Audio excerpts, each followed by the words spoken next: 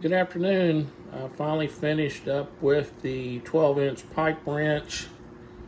The issue I had to order a new nut, a rigid pipe wrench nut for a 12-inch pipe wrench.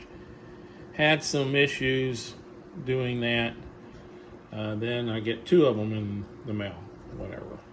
So, painted it red, Perma Blued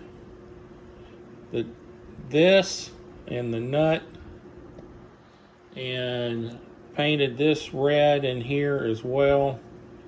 That thing turned out really nice. Kind of scratched the lettering here with sandpaper so it shows up a little bit better. I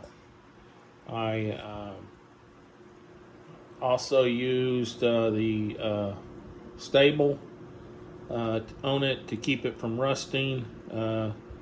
Just remember that when you use the Perma Blue, that you need to soak it in oil or put oil on it and let it set, because if not, it will rust. But this is it. It's really too pretty to use. I don't know what I'm gonna do, but I'm finished with it. I got some more coming in. I bought off of eBay so I could get them all cleaned up as well. I like doing these. These are easy. So that's all I got. Thank you much. Signing off. This project is complete.